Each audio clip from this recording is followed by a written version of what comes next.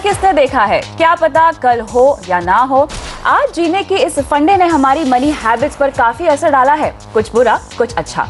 अच्छा ये कि जिंदगी की अनिश्चितता के चलते आप में से कई लोगों ने फाइनेंशियल प्लानिंग शुरू कर दी होगी, और बुरा ये कि इस प्लानिंग में आप कई आदतों के शिकार भी हो गए होंगे। तो आज आपके अपने पैसे के प्रति व्यवहार के बारे में हम करेंगे चर्चा, क्योंकि लक्ष्मी की कृपा मुश्किल से मिलती है और योर मनी में हम आपको बताएंगे कैसे आप पर हमेशा लक्ष्मी जी की कृपा बनी रहे। नमस्कार, मैं हूं कविता थपलियाल और मेरे साथ आज है रुंगटा सिक्योरिटीज के CFP हर्ष रुंगटा। हर्ष, आपका स्वागत है। आगे बढ़ने से पहले देख लेते हैं आज योर मनी में क्या है खास। बताएंगे कैसे आपकी आदतें सही फाइनेंशियल फैसलों के बीच आ जाती है। जानेंगे कौन सी कंपनी दे रही है टॉप ऑनलाइन टर्म प्लान और टॉप ऑनलाइन हेल्थ पॉलिसी। और महंगी हो रही है हेल्थ पॉलिसी, लेकिन कैसे कम हो सकता है प्रीमियम का बोझ, करेंगे चर्चा योर मनी में आज।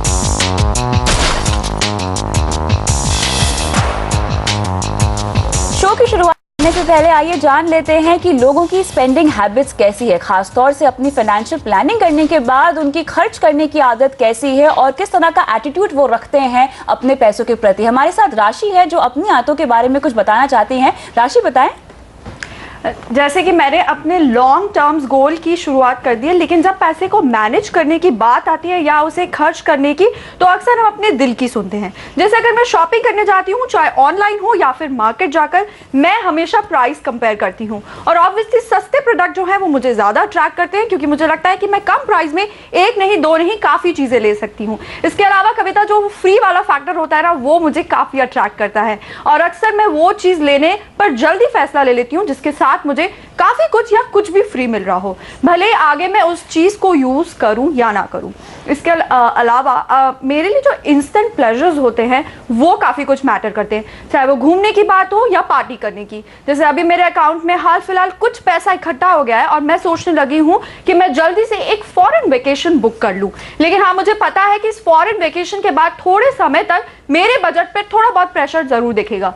वहीं मैं आउटिंग या किसी मूवी पर 1000 रुपए खर्च करने के लिए हमेशा रेडी रहती हूँ, लेकिन फिलहाल मुझे लाइफ कवर के लिए, हेल्थ कवर के लिए इतना पैसा खर्च करना या किसी टाइप के निवेश के लिए मैं थोड़ा सा कंफ्यूज हो जाती हूँ। तो कविता, हाल फिलहाल ये है मेरे स्पेंडिंग पैटर्न। बिल्कुल राशि, यहाँ पर आप स्मार्ट शॉपर तो मुझे लगती हो, लेकिन स्मार्ट इन्वेस्टर नहीं लगती हो। आपने कहा कि आप अपनी दिल की सुनती हो, और मेरे ख्याल से हर्ष भी शायद इस बात को यहाँ पर इत्तेफाक रखेंगे मेरी इस बात से कि जो इन्वेस्टमेंट्स रिलेटेड जो इश्यूज होते हैं, जो डिसीजन होते हैं, वो अपने दिल से नहीं बल्कि दिमाग से हमें लेने चाहिए। तो आइए चर्चा की शुरुआत करते हैं यहाँ पर। और सबसे पहले राशि, चूंकि आपने इंश्योरेंस पर बात खत्म की है, तो हर्ष, इंश्योरेंस पर लेकर ही मैं चर्चा की शुरुआत करूंगी। लोग अपनी पॉलिसीज तो ले लेते हैं, कुछ इसलिए लेते हैं क्योंकि टैक्स बचाने के लिए, और कुछ निवेश की रणनीति समझकर इंश्योरेंस पॉलिसी में इन्वेस्टमेंट कर लेते हैं। लेकिन यहाँ पर जब भी बात आए टर्म कवर लेने की, चूंकि वो सबसे प्राइम प्रोटेक्शन होता है, उसको लेकर लोग थोड़ा सा परेशान हो जाते हैं। वहाँ पे उनको पैसे नहीं खर्च करने होते। तो ये एटीट्यूड तो बिल्कुल गलत है लोगों का। आई एम श्योर आप ऐसे बहुत सारे लोगों का सामना करते होंगे अपनी रोज़ की ज़िंदगी में।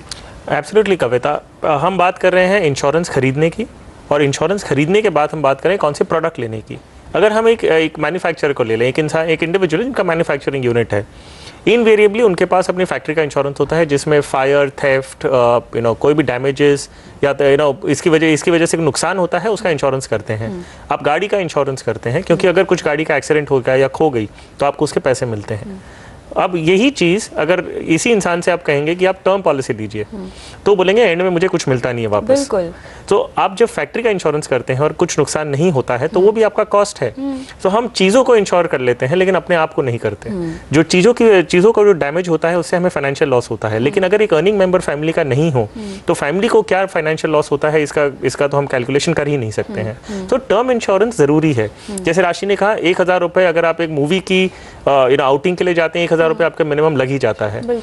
आप यही 1,000 रुपये अगर महीने का आप एक टर्म पॉलिसी लेते हैं, आपको कवरेज 75 लाख to 1 करोड़ का आपको कवरेज मिलता है, वो हम नहीं करना चाहते हैं। सो ये एक इशू है, जो एक डिस्कनेक्ट है, जो आज भी इंडिया में इतना पॉपुलर नहीं हुआ है, although it is gaining momentum. पहले जो टर्म इंश्योरेंस का कॉन्सेप्ट था वो था ही नहीं, बिल्कुल 10-12 साल से हमने देखे हैं कि ये शुरू हुआ है।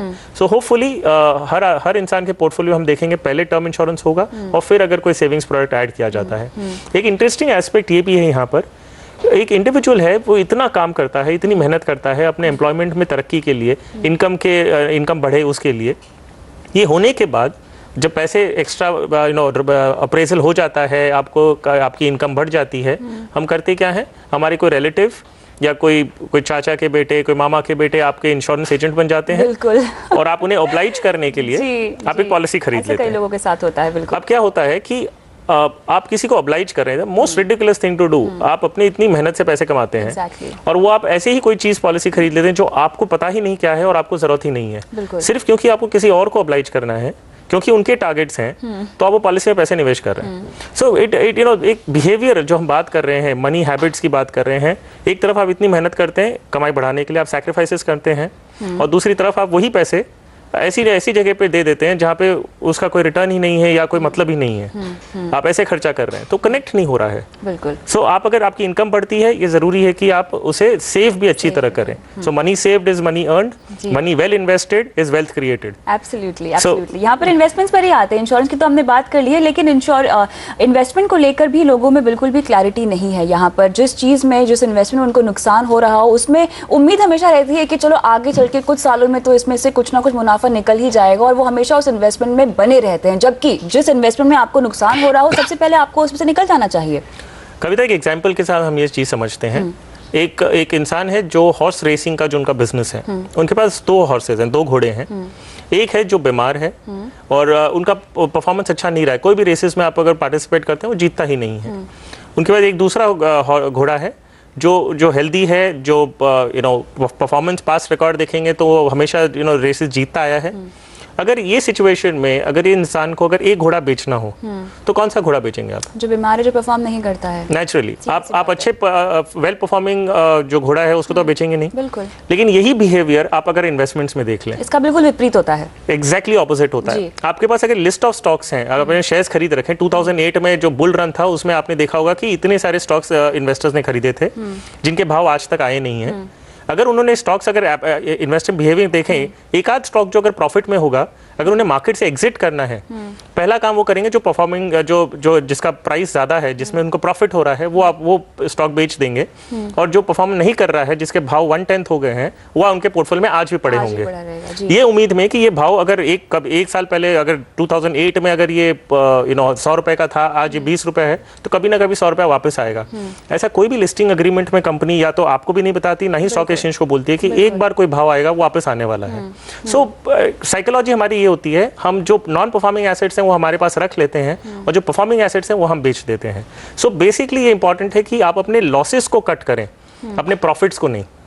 बिल्कुल। सो ये एक इन्वेस्टर बिहेवियर है। अगर 2-3 चीज अगर हम ध्यान में रखें तो शायद हमारा investing will be a little better. एक और सवाल यहाँ पे, जैसे कि राशि ने कहा कि उनके पास अभी कुछ पैसे आए हुए हैं, तुरंत उन्हें फॉरेन ट्रिप में जाना है, तो काफी आज में जीने पर वो विश्वास रखती हैं यहाँ पे, और कई सारे ऐसे दर्शक होंगे जो शायद राशि के इस बिहेवियर से रिलेट भी करेंगे, पैसे के प्रति उनके एटीट्यूड से रिलेट भी करेंगे। तो ऐसे जो लोग आज में जीने में विश्वास करते हैं कि सारा मजा जो है आज ही लूट लो, उनके लिए आप क्या कहेंगे? ये एटीट्यूड क्या सही है या नहीं?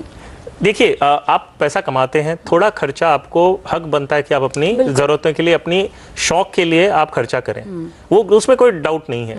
पॉइंट है कि आप कब वो लिमिट क्रॉस कर रहे हैं, वो ध्यान में आप जब फाइनेंशियल प्लानिंग करते हैं उसमें एक सेक्शन बनाया जाता है जिसमें आपको आपके जो शौक हैं उसको पूरा करने के लिए आप एलोकेट करते हैं। बिल्कुल। सो फाइनेंशियल प्लानिंग अगर कोई इंसान करता है, गोल्स डिफाइन करता है, तो उनके लिए ये स्पेंडिंग हैबिट्स भी स्ट्रीमलाइन हो जाती है। एब्सोल्युटली। और शॉर्ट टर्म गोल्स के लिए भी प्लानिंग की जा सकती है यहाँ पर। तो अपनी मेहनत से कमाई हुई राशि को आप ऐसे ना जाया करें, अच्छी खासी प्लानिंग कीजिए, उसके बाद अपने शॉर्ट टर्म, लॉन्ग टर्म सभी तरह के गोल्स को पूरा कीजिए। फिलहाल योर मनी में वक्त है ब्रेक का। ब्रेक के बाद बताएंगे टॉप ऑनलाइन टर्म प्लान और साथ ही टॉप ऑनलाइन हेल्थ पॉलिसी के बारे में। बने रहिए हमारे साथ।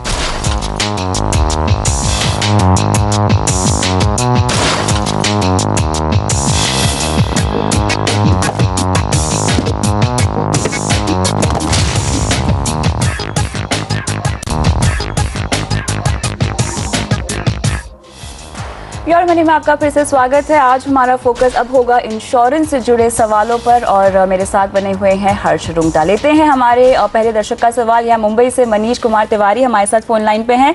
नमस्कार मनीष, सवाल पूछिए।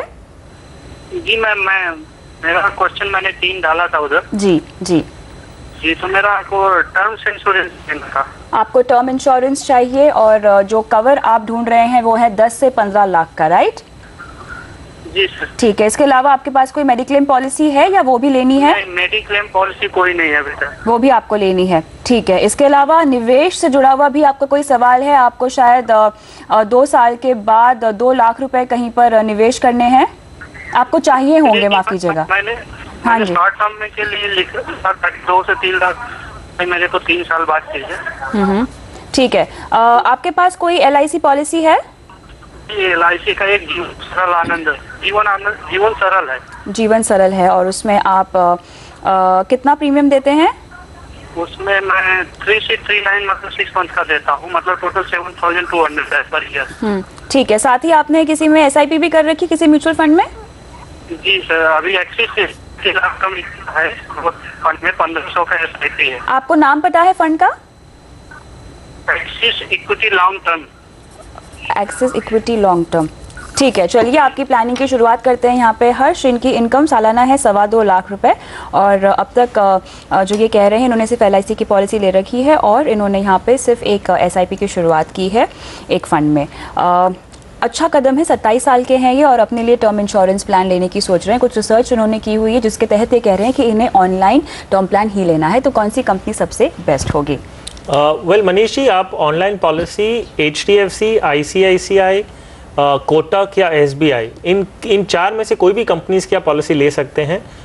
हम इन 4 कंपनीज का रिकमेंडेशन क्यों कर रहे हैं? ये कारण एक है कि इनका क्लेम सेटलमेंट रेशियो जो है वो बहुत अच्छा है, इनके फाइनेंशियल स्ट्रेंथ है, मार्केट लीडर्स हैं। सो आप इन कंपनीज में चूज़ कर सकते हैं। इनका प्रीमियम जो है वो 1-2 दूसरी कंपनीज हैं जिसके कंपैरिजन में थोड़ा ज़्यादा है। एगॉन रैलीगेयर या अवीवा अगर आप चेक करेंगे तो प्रीमियम थोड़ा कम है इन दोनों कंपनीज का। लेकिन हम फिर भी सजेस्ट करेंगे कि आप इन 4 में से कोई भी कंपनीज चूज़ कर लीजिए जो आपको कंफर्टेबल लगती है।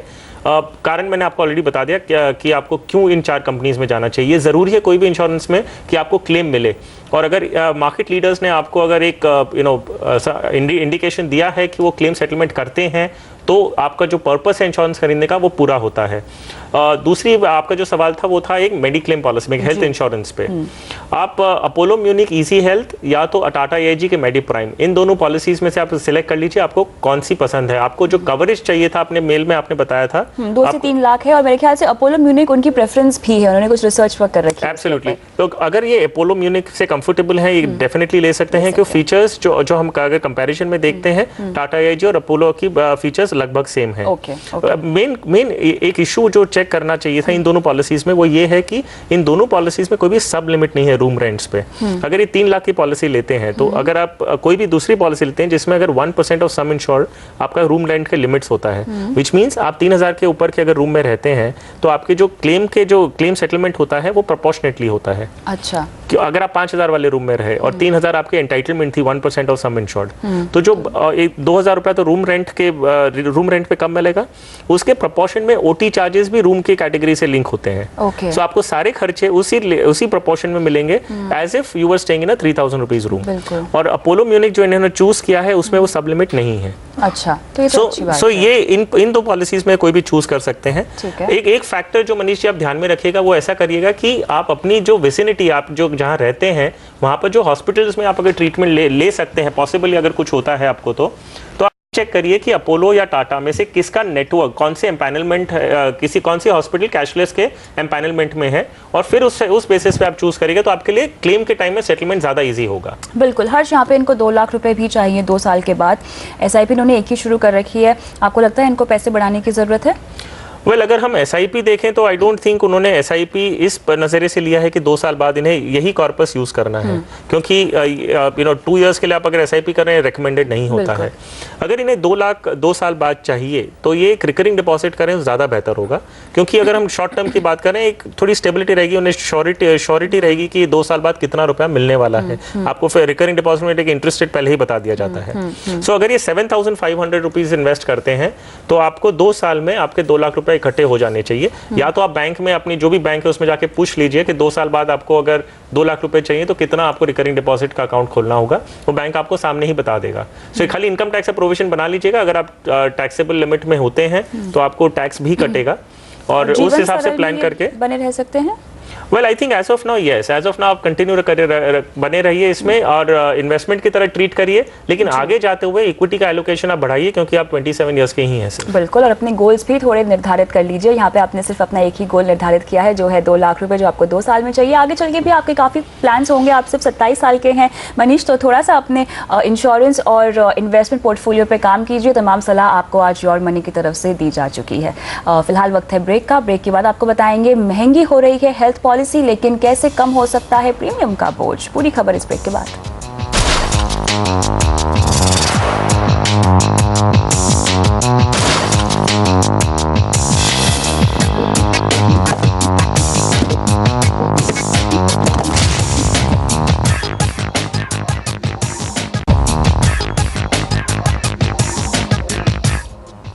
योर मनी में आपका स्वागत है। मेरे साथ बने हुए हैं रुंगटा सिक्योरिटीज के CFP हर्ष रुंगटा। हेल्थ इंश्योरेंस के प्रीमियम का बोझ बढ़ने वाला है। युवा की तरफ से क्लेम में कमी के चलते और रिन्यूएबिलिटी को लाइफ लॉन्ग करने के चलते अब इंश्योरेंस कंपनियां आपका हेल्थ इंश्योरेंस प्रीमियम बढ़ाने वाली है। तो कैसे ये प्रीमियम बढ़ेगा और कैसे इसका बोझ कम किया जा सकता है, बात करते हैं हर्ष से।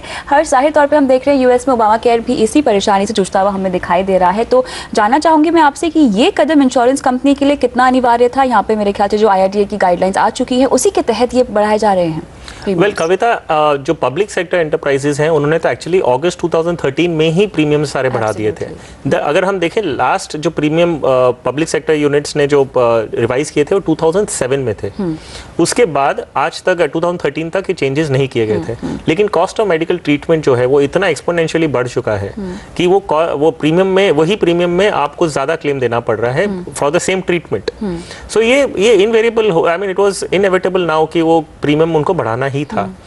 जो ट्रिगर पॉइंट रहा है वो एक IRDA का गाइडलाइंस जो अभी अक्टूबर में जो चेंज हुई थी, वो गाइडलाइंस बहुत क्लियरली कहती है। पहले क्या करती थी इंश्योरेंस कंपनीज, अगर आपका जो सम इंश्योर्ड है, सपोज आपने 5 लाख का सम इंश्योर्ड ले रखा है, आपने कोई भी पॉलिसी में क्लेम करते हैं, आपने प्रीमियम तो भर दिया है, पॉलिसी उसके बेसिस पे आपको मिली है, अगर आप क्लेम करते हैं तो उसके अगले 2 साल तक इंश्योरेंस कंपनीज आप पे एक प्रीमियम लोडिंग लगाती थी जी। और वो लोडिंग डिपेंड करता था आप कितना क्लेम करते हैं। अगर आप 25% के ऊपर क्लेम करते हैं तो 5 लाख से सम इंश्योर्ड है, आपने 1,25,000 के ऊपर अगर आपने क्लेम किया है तो आपके प्रीमियम नेक्स्ट ईयर 10-20% बढ़ जाता था।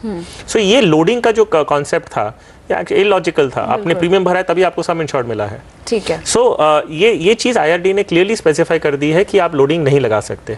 दूसरी बात ये थी कि पहले इंश्योरेंस कंपनी रिस्ट्रिक्ट करती थी कि आप इंश्योरेंस कवरेज आपको 65 इयर्स तक मिलेगा या 70 इयर्स तक मिलेगा। अभी ये चीज को IRDA ने लाइफ लॉन्ग कर दिया है। सो ये सारी कारण से प्रीमियम बढ़ाना, ऑब्वियसली ये इंश्योरेंस कंपनीज पे प्रेशर आता है तो वो इक्वली डिस्ट्रीब्यूट करते हैं फॉर पॉलिसी होल्डर्स पे, तो उस हिसाब से प्रीमियम आपका मेडिक्लेम पे बढ़ना ही है। लेकिन अब दर्शकों के लिए हम यहाँ पर बताने की कोशिश करेंगे उन्हें कि कैसे ये प्रीमियम का बोझ कम किया जाए। वेल प्रीमियम अगर आप देखेंगे टिपिकली आप अपने आप में कम नहीं कर सकते, जो स्लैब्स हैं वो वैसे ही रहेंगे, लेकिन तरीके हैं जिससे आप खरीद के उसे कम कर सकते हैं। जैसे हमने ऑनलाइन टर्म पॉलिसी की बात की है तो उसमें प्रीमियम जेन्युइनली एक स्लैब ही कम कर दिए जाते हैं। सो हेल्थ इंश्योरेंस में भी काफी कंपनीज हैं जो ऑनलाइन ऑप्शंस आपको देती है जिसमें वो आपको थोड़ा डिस्काउंट पास ऑन करती है। आपके पास एक और चॉइस है कि आप 1 साल की नहीं लेके ज्यादा टेन्योर की ले लें तो आपको कंपनी उसमें भी आपको डिस्काउंट देती है।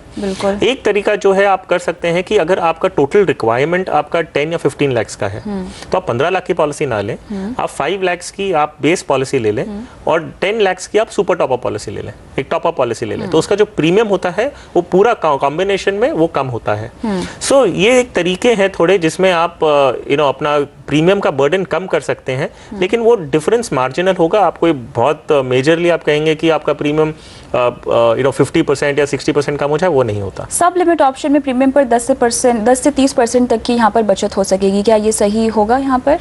नहीं, इसमें क्या है एक्चुअली, आप ये नॉर्मली हम देखें तो इंडस्ट्रीज में होता था कि अगर कोई भी क्लेम आता है, जो पॉलिसी होल्डर है वो पहले ही इंश्योरेंस कंपनी को बताता है कि फर्स्ट 10,000 या फर्स्ट 25,000 तक का जो क्लेम होगा मैं आपसे करूंगा ही नहीं। ठीक है। उसके बाद का क्लेम हम आपसे क्लेम करेंगे, जो लॉस है वो क्लेम करेंगे।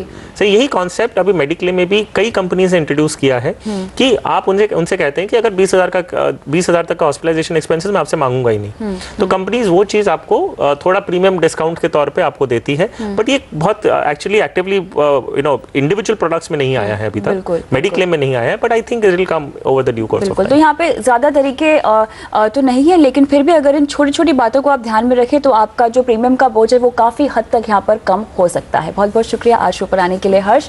और फिलहाल योर मनी में इतना ही, लेकिन अगर आप भी हमसे म्यूचुअल फंड, इंश्योरेंस या फाइनेंशियल प्लानिंग से जुड़े सवाल पूछना चाहते हैं तो हमें ईमेल कीजिए mf@moneycontrol.com पर। आप हमें फेसबुक पर भी फॉलो कर सकते हैं। आपको विजिट करना है facebook.com/आवाज़-योर-मनी। सवाल पोस्ट करने के साथ साथ आप योर मनी के पुराने एपिसोड्स भी तो यहाँ देख ही सकते हैं। साथ ही अपना कॉन्टैक्ट नंबर अपने सवाल के साथ ज़रूर डालें।